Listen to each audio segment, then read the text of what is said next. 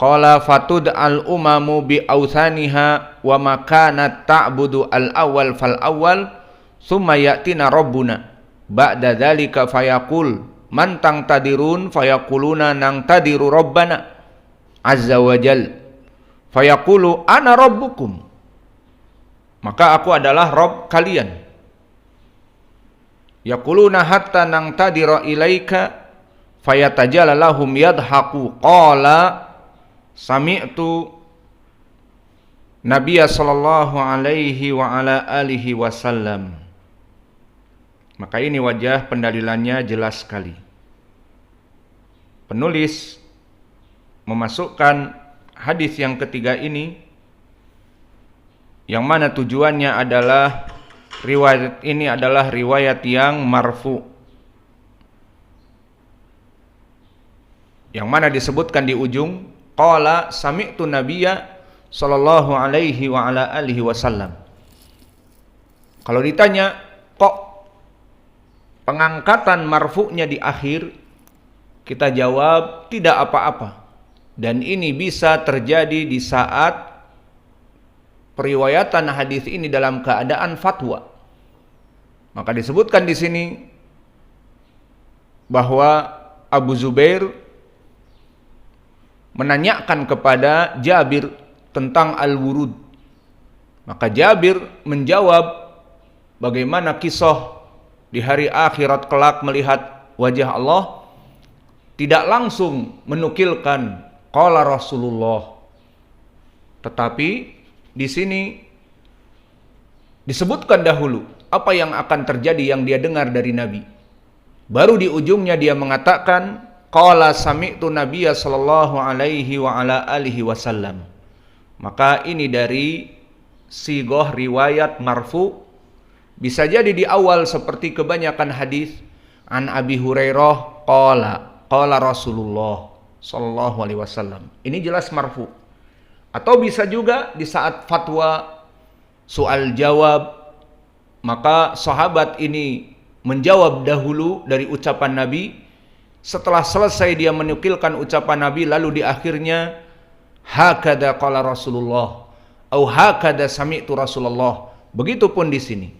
Setelah Jabir menjawab dari soal Abu Zubair tentang al-wurud, dikatakan sami'tu Nabiyya sallallahu alaihi wa ala alihi wasallam. Maka ini semuanya khobar dari Nabi Muhammad sallallahu alaihi wa ala alihi wasallam.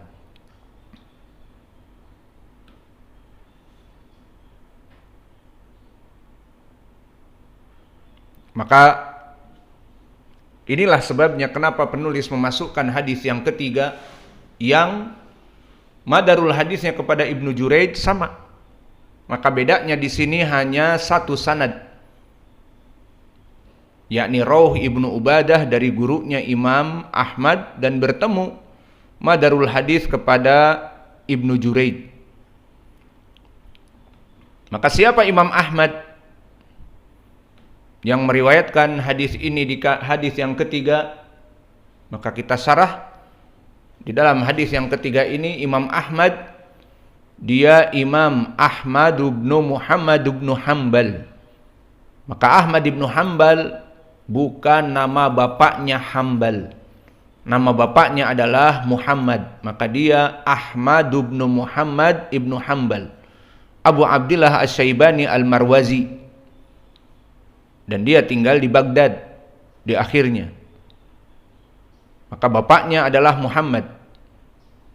Maka dia telah masyhur dengan nisbah kepada kakeknya, Ahmad bin Muhammad ibnu Hanbal. Itu asalnya, terkenal dengan nama kakeknya Ahmad bin Hanbal. Dan ini seperti rawi yang ma'ruf juga di zamannya, Yahya ibnu Bukair. Maka dia adalah Yahya ibni Abdillah ibni Bukair. Maka Imam Ahmad hidup di tabaqah yang ke-10. Berarti dia termasuk dari kibar yang mengambil dari itba'ut tabi'in. Tidak pernah melihat dari kelompok tabi'in. Maka dia hidup di zaman Musaddad ibnu Musarhad, Abul Yaman, Al-Hakam ibnu Nafi', dan dia di atas derajat thiqat ma'ruf Imam Ahmad, tidak butuh dipermasalahkan lagi. Maka berkata Abu Hatim, huwa imam wa huwa hujjah. Berkata Abu Zur'ah, ma ra'aitu ahadan ajma' min Ahmad ibn Hanbal.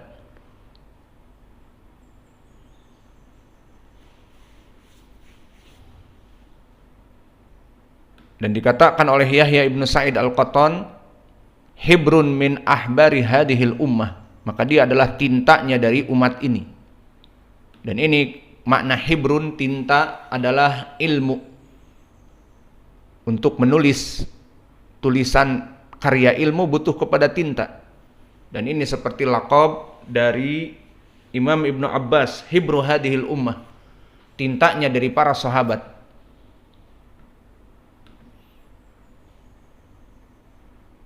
Dan banyak dari ucapan para ulama yang lain.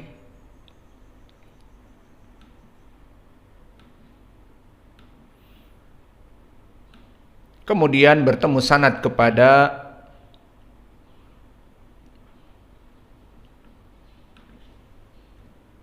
Rawh Ibnu Ubadah, dan Rawh Ibnu Ubadah telah kita bahas di pelajaran yang lalu, ya apa tidak?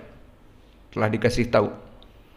Maka selesai dari matan Imam Ahmad ibn Hanbal penjelasannya, maka di sini ada 3 riwayat yang penulis masukkan kepada matan. Pertama, diriwayatkan oleh Imam Muslim dari Jabir mauquf, dan disebutkan mauquf tetapi mempunyai hukum yang marfu.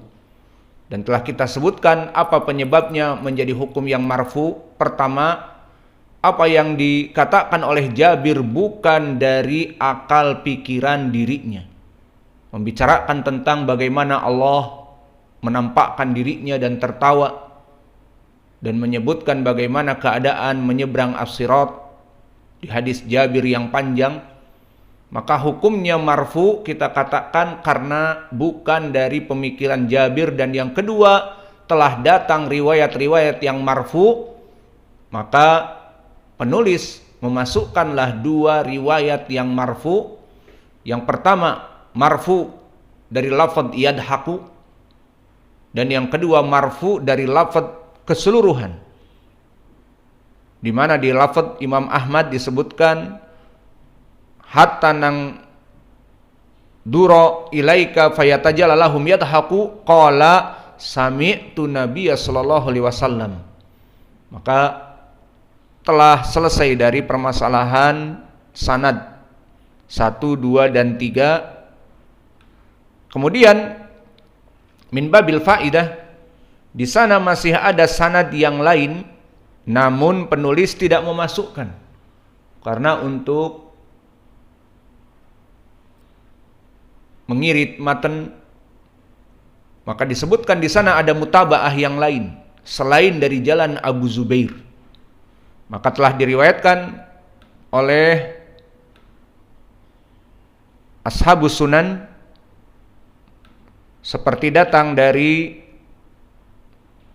diriwayatkan oleh Asad ibnu Musa di kitabnya Az-Zuhud, dan juga At-Tabrani di Mu'jamil Awsat, dan Imam Ad-Daruqutni di kitab Ar-Ru'yah, semuanya dari jalan Ibnu Lahiyah an Abi Zubair annahu sami'a Jabir. Berarti di sini madarul hadisnya siapa? Abu Zubair an Jabir. Karena Ibnu Lahiyah mutabaah untuk Ibnu Juraid.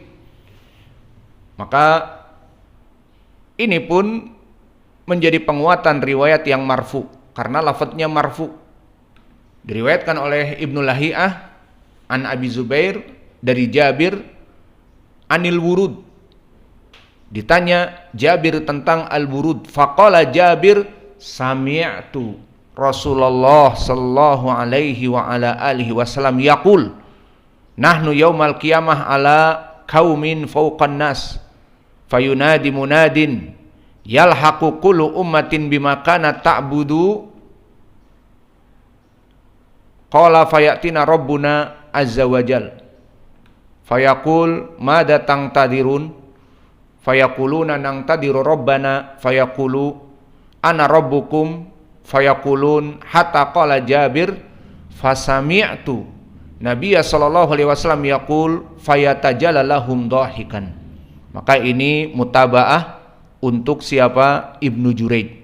Dan Ibnu Lahiyah mahaluh, Ibnu Lahiyah dalam keadaan rawi yang dhaif. Hafalannya rusak apalagi terbakar kitabnya. Kemudian penulis juga mempunyai jalan yang lain dari mutabaah Abu Zubair. Maka di sini sanadnya bertumpu kepada Jabir. Maka diriwayatkan oleh Imam Al-Ajuri di kitabnya Asy-Syariah, disebutkan sanad dari jalan Ja'far ibnu Muhammad As-Sandali, amba'ana Zuhair ibnu Muhammad Al-Marwazi, amba'ana Abu Hudzaifah Abdullah ibnu Muhammad ibni Abdul Karim As-San'ani, amba'ana Ibrahim ibnu Uqail an abihi an Wahab ibnu Munabbih an Jabir. Berarti madarnya lebih luas lagi. Bukan kepada Ibnu Juraid, bukan juga kepada Abu Zubair. Di sini mutabaah untuk Abu Zubair. Sehingga Abu Zubair yang tadi meriwayatkan dari Jabir dari berbagai riwayat, di sini ada Wahab ibnu Munabbih meriwayatkan dari Jabir. Maka di sini mutabaah yang lebih kuat lagi. Dan lafadznya langsung marfu an Jabir anin Nabi sallallahu alaihi wa ala alihi wasallam fi qissatil wurud qala fayatajalla lahum rabbuhum jalla wa ala yadhaku. Qala Jabir Rasulullah sallallahu alaihi wasallam ra'aituhu yadhaku hatta tabdu lahawatuhu. Maka diriwayatkan di sini bahwa langsung dari Jabir marfu mengatakan Nabi Muhammad sallallahu alaihi wasallam bersabda tentang permasalahan ini, bahwa Allah menampakkan kepada kaum muslimin dalam keadaan tertawa. Dan bahkan Jabir meriwayatkan, aku melihat Nabi di saat meriwayatkan hadis ini Allah tertawa, dia pun tertawa sampai terlihat gigi gerahamnya yang belakang. Hahaha, seperti itu. Maka di sini mutabaah Wahab ibnu Munabbih, mutabaah yang sangat kuat. Dan dia Wahab ibnu Munabbih seorang tabi'i yang thiqah min ahli Yaman As-San'ani Az-Zamari, dari Damar, dari San'a Damar, dekat dari Ma'bar. Dan di sana sekarang ada Syekh Utsman As-Salimi dari muridnya Syekh Muqbil yang qadim. Maka dia mengajar di sana. Maka di sini sanadnya juga sahih.